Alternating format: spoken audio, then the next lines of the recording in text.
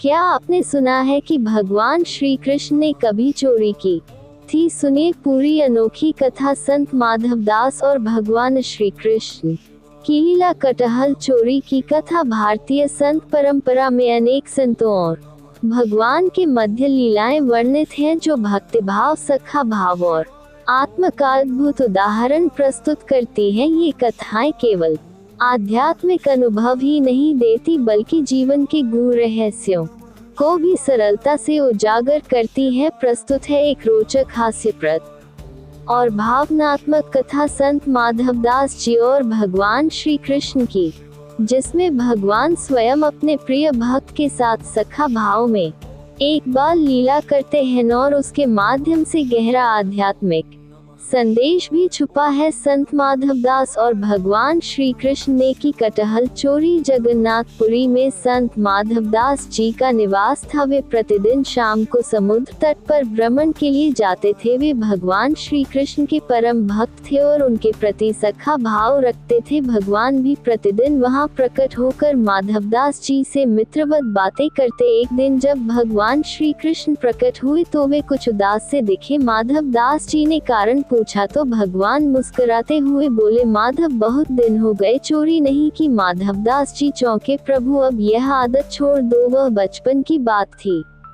भगवान बोले, माधव, जिसकी जो आदत है वह तो छूटती नहीं। प्रभु की बातों से माधवदास जी पहले तो झिझके, परंतु अंततः प्रभु के आग्रह पर तैयार हो गए। भगवान ने कहा कि जगन्नाथपुरी के राजा के बगीचे में बहुत सुंदर कटहल लगे हैं, पर वे कभी भेजते नहीं। माधवदास जी बोले, प्रभु, चोरी की क्या जरूरत है? राजा हमारे शिष्य हैं, कह देंगे तो भेज देंगे। भगवान मुस्कुराते हुए बोले, नहीं माधव, चोरी करके खाने का आनंद ही कुछ और है। और फिर दोनों चोरी के लिए चल पड़े। बगीचे पहुंचते ही भगवान बोले, माधव, धीरे बोलना। परंतु माधवदास जी को चोरी का अभ्यास नहीं था। जब प्रभु ने पेड़ पर चढ़ने को कहा तो माधवदास जी जोर से बोले, कन्हैया, इस पेड़ पर चढ़ूं या उस पेड़ पर? इतने में माली जाग गया और दोनों को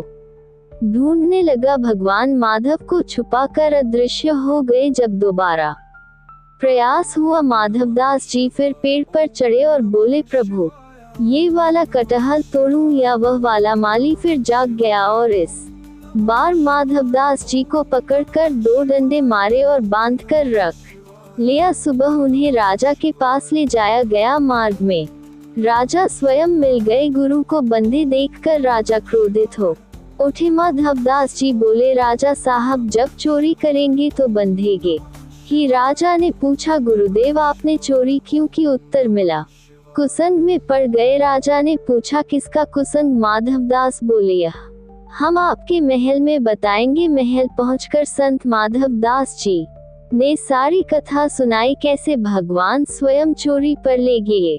सुनकर राजा की आंखों से अश्रु बह निकले। वे भाव विभोर हो उठे। उन्होंने उसी क्षण वह पूरा बगीचा श्री जगन्नाथ भगवान को समर्पित कर दिया। शाम को संत जी पुनः सागर किनारे पहुंचे। भगवान प्रकट हुए और मुस्कुराकर पूछा, माधव, रात कैसी बीती? माधवदास जी बोले, हम तो पिटे बंधे रहे और आप अंतर्ध्यान हो गए, एक भी कटहल नहीं ला पाए। पर देखिए, हम पूरा बगीचा ही आपके नाम करा लाए। कहते हैं आज भी वह बगीचा श्री जगन्नाथ जी के नाम पर स्थापित है। ये कथा भले ही हास्य से भरपूर हो, परंतु इसमें गहरे आध्यात्मिक संदेश निहित है। भगवान और भक्त का सखा भाव, जब प्रेम सच्चा हो तो भगवान स्वयं भक्त के साथ लीला करते हैं। पूर्ण समर्पण। संत माधवदास जी ने जो भी किया वो प्रभु की इच्छा मानकर किया, चाहे